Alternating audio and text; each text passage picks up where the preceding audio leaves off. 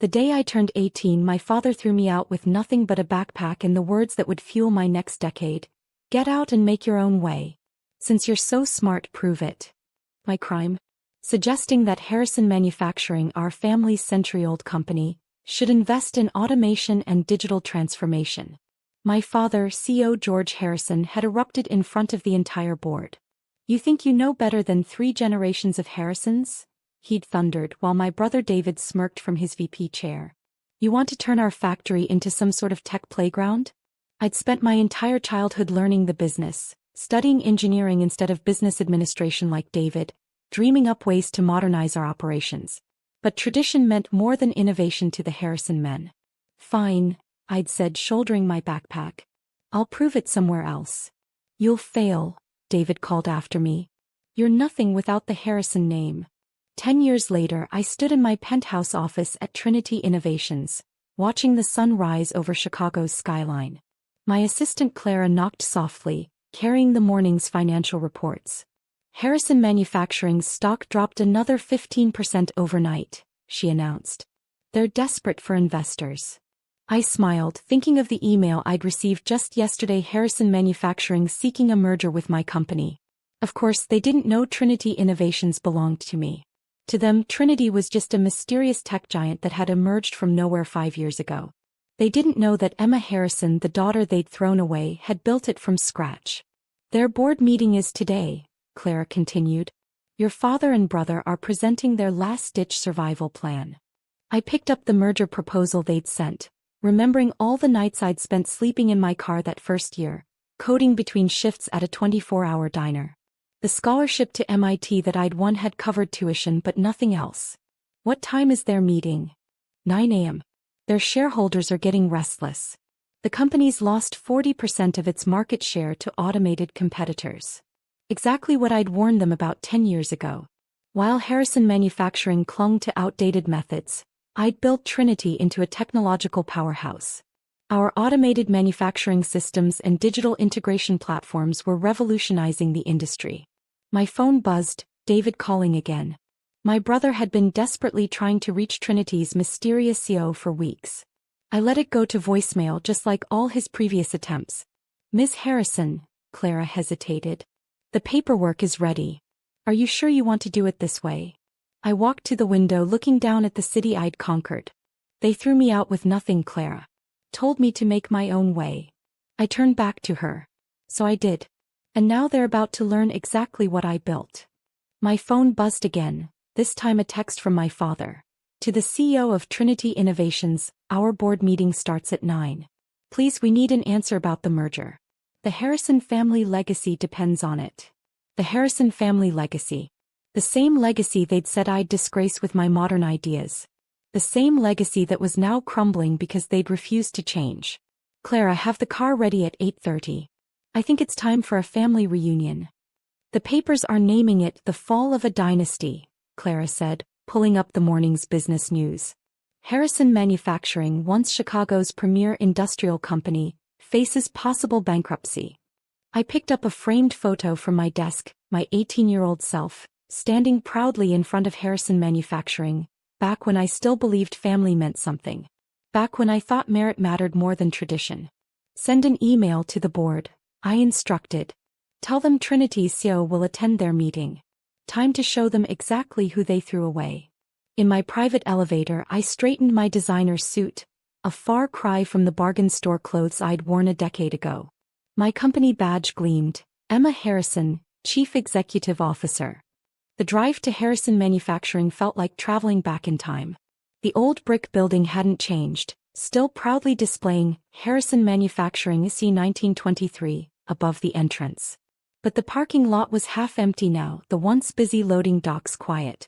Market opens in 30 minutes, Clara reported from the back seat. Their stock is in free fall. Shareholders are panicking. I smiled, thinking of the shares I'd been quietly accumulating through shell companies. How much do we own now? 48%. One more purchase and we'll have controlling interest. Perfect.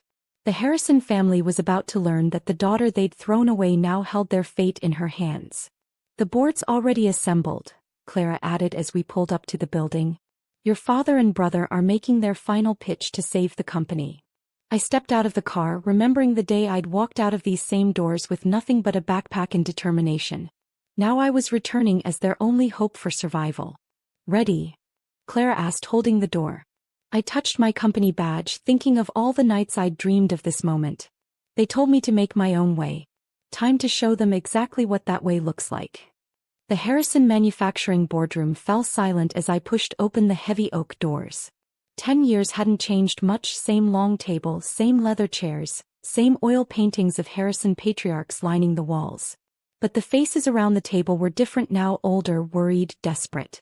My father stood at the head of the table mid-presentation. His hair had gone completely gray. David sat to his right, his once smug expression replaced by barely concealed panic. Ladies and gentlemen, I announced, enjoying how neither of them recognized me yet. Trinity Innovations appreciates your interest in a merger. Thank God, one of the board members whispered. We're saved. My father stepped forward, hand extended. Welcome. I'm George Harrison. We've been trying to reach you for weeks. I ignored his hand. Oh, I know exactly who you are. Dad.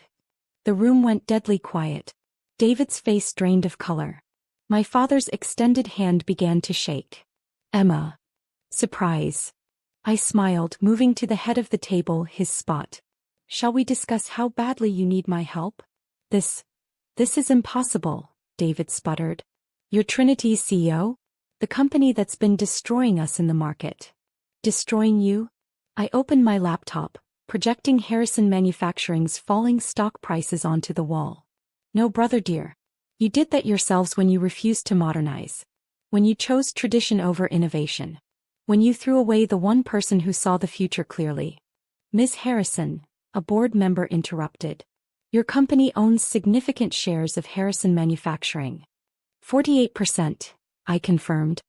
Acquired through various shell companies over the past year. And as of... I checked my watch. 3 minutes ago we just purchased another 5% on the open market. My father gripped the table for support. You now control our company? Controlling interest, yes. I sat in his chair, enjoying how he automatically stepped back. The same company you said I'd never understand.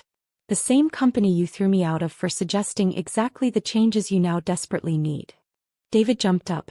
This is revenge. She's going to destroy everything our family built. Sit down, I snapped, my voice cutting through his panic. The only thing being destroyed is your outdated way of thinking. Trinity Innovations doesn't acquire companies for revenge. We acquire them for profit. Clara distributed folders to each board member. Our analysis of Harrison Manufacturing's weaknesses and our proposed solutions. The same solutions Ms. Harrison suggested 10 years ago. Automated production lines, my father read quietly. Digital integration. Smart factory systems. Everything I presented on my 18th birthday, I confirmed. The ideas you called childish fantasies. The modernization plan that got me thrown out. The board members flipped through the documents, murmuring in approval. They could see what my father couldn't, that Trinity's plan would save their investments. You can't do this, David tried one last time. We're family. Family. I laughed. Was I family when you smirked at my ideas? When you watched Dad throw me out? When you said I was nothing without the Harrison name? I stood, walking to the window overlooking the factory floor below. Ancient machinery clanked inefficiently, exactly as it had a decade ago. The merger will proceed, I announced. Trinity Innovations will acquire Harrison Manufacturing. We'll modernize the facilities, upgrade the systems, and bring this company into the 21st century. And us? My father asked quietly. What happens to us? I turned back to face them. David, you're fired. Clear out your office by end of day. I smiled at his shocked expression. Consider it karma for all the times you called me a naive little girl. You can't dash. I can and I am. As for you, Dad. I paused, letting him squirm. You'll be offered a position as a historical consultant. No authority, no decisions, just sharing the company's heritage with visitors. Since tradition means so much to you. The board members tried to hide their relief. They knew Trinity's reputation for turning failing companies around. One more thing, I added. The company name will change. Trinity Harrison has a nice ring to it, don't you think? Though my name will come first this time. My father sank into a chair, decades of arrogance crumbling. When did you become so ruthless? The day you threw me out with nothing but a backpack and a challenge to prove myself. I gathered my things, nodding to Clara. Consider this mission accomplished. As we walked out, David called after me. You think you've won? That you're better than us? I stopped at the door. No, David. I proved I'm better. Check Trinity's stock price if you don't believe me. The next few weeks were a blur of activity. Harrison Manufacturing's transformation began immediately. Modern robots replaced ancient machinery. Digital systems streamlined production. Everything I'd envisioned at 18 became reality. My father watched it all from his new office, a small room filled with company memorabilia where he gave tours to visitors. Sometimes I caught him staring at the factory floor, watching his old world disappear. David, I heard, took a job at a much smaller manufacturing company. Entry level, of course. No one wanted to hire a VP whose company had failed so spectacularly. 1 month after the takeover, I sat in my old father's office. My office now, looking at the portrait of my grandfather that still hung on the wall. You'd be proud, I told his stern face. The company's not just surviving anymore. It's leading. Clara knocked softly. Your father's here. Says he needs to talk to you. He entered hesitantly, looking smaller somehow. The changes, they're working. Production is up 40%. I know. I didn't look up from my work. That's what happens when you listen to good ideas regardless of where they come from. He shifted uncomfortably. I was wrong. Yes, you were. Is that all? I wanted to say I'm sorry. For not seeing your potential. For not believing in you. I finally looked at him. No, Dad. You did me a favor. You told me to make my own way. So I did. I built something bigger than Harrison Manufacturing ever was. And now. I gestured to the modernized factory below. Now I own your way too. After he left, Clara brought in the latest financial reports. Trinity Harrison's stock had doubled since the merger. The business world was calling it the innovation revolution. I picked up my old backpack kept in the corner of my office as a reminder. Inside was still the crumpled presentation I'd tried to give 10 years ago, outlining my vision for the company's future. Make your own way, I whispered, remembering my father's angry words. Well, Dad, I made it. And I bought yours too. Sometimes success isn't just about proving others wrong. Sometimes it's about proving yourself so right that they have no choice but to work for you. And sometimes, just sometimes, it's about sitting in your father's chair, running his company better than he ever did, and knowing that the daughter he threw away now signs his paychecks.